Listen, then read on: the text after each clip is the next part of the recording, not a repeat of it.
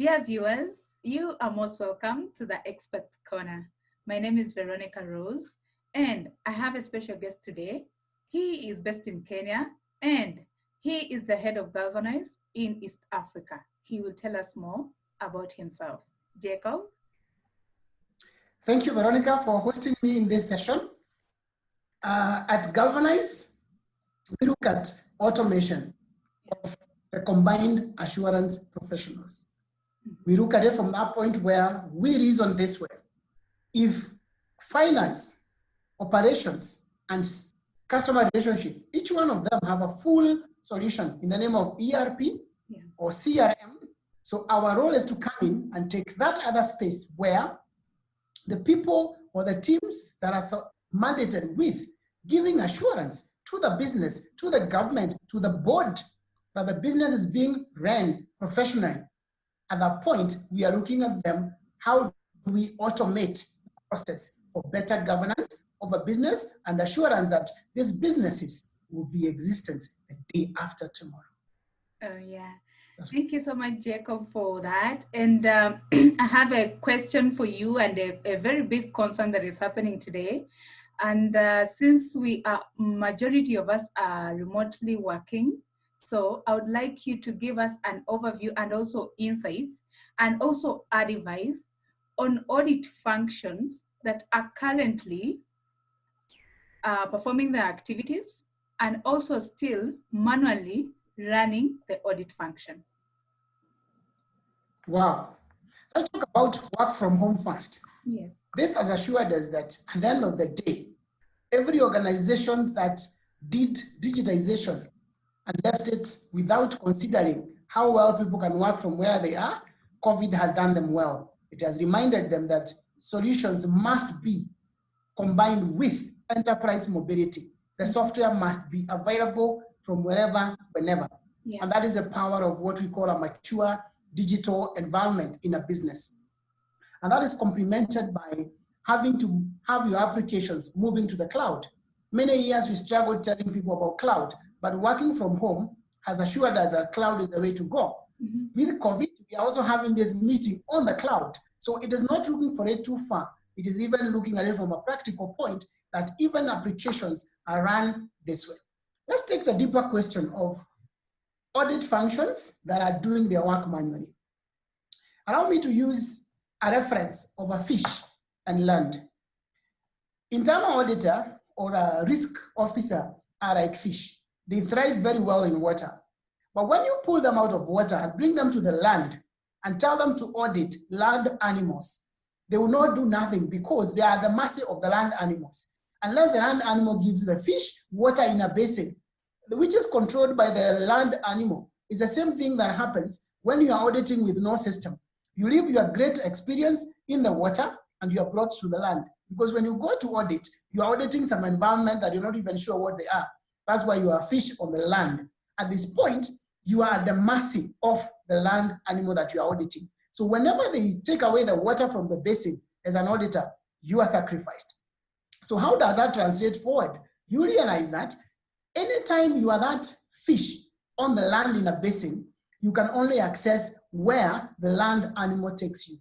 So if they take you only 2 steps, that's what you see. And this is exactly what means that the data you are receiving is controlled by the auditee, which is not the correct part, because at that point, your independence is at risk. Your independence is curtailed. Your independence is no longer available. And as an auditor, you cannot give assurance when your independence is compromised.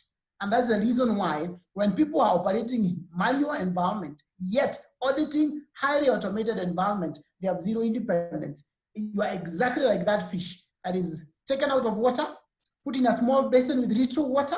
So when you ask for data, the auditee gives you only the portion they think comfortable. Why? You are within the boundaries of the basin. So, and the moment you are done with audit on the land, what do? They take you with your water with the basin, throw you back in your water. What does that mean? Whatever you have done, they have rubber stamped that the fish was here in the land, auditing where they had no system. You're only given what they wanted you to see. Imagine yourself like that as an auditor. Is that an environment you wanted to thrive in? Certainly no. For you to be on the same path with them. You need a system that will give you that full data, full visibility, because you cannot give assurance on 20%. You can only give assurance on 100%, because you can't go to your audit committee and say, the assurance I've brought today is based on the 20% of the access I did. Sorry, that is your basin problem. I would like you to have a full system that gives you full visibility that you can track through with the land end to end. And when you come back, you're comfortable to say the business status as of today, based on 100% total population of what I've reviewed, we are safe. Or the 3% of the challenges we have can be mitigated this way. You can only do that when your independence is real, but not when you are in a basin as a fish in land auditing. Wow. Thank you so much for breaking this so I don't know. Thank you so much, Jacob. We really need to understand that going forward, we need to automate our audit processes. We need to be keen on the new trends in technology and also adapt to the environment. So to my auditors, you know what to do. So thank you so much, Jacob. And where should my viewers find you? I am in Nairobi for people who would like to come visit me. I am based in a building called Eaton Place. This is behind Village Market. Okay. I'm available there. My email address is jacobw@galvanizeafrica.com. You can also go online, particularly only on LinkedIn. That's where you find me. Don't look for me anywhere else. And look for me where governance is real. I'll be available. For people who would like to reach me on phone, I'm sure if you go to LinkedIn, my phone number is available. Before I log off, one of the things I would like to mention is that anytime you think about automation, don't think of it as the end by itself. Mm-hmm. Think of it as the beginning of a journey to greater organization with greater visibility and better compliance to the internal and the external authorities at one go. If I may sum it in one word, this is what I would say. A well-run organization must be well-governed. From where we come from as governors, we promote data-driven governance, no subjective. We want to be objective by data. Let data tell the truth. As the old man would say, when you punish or torture data long enough, it will tell the truth. Data never lies. It always tells the truth.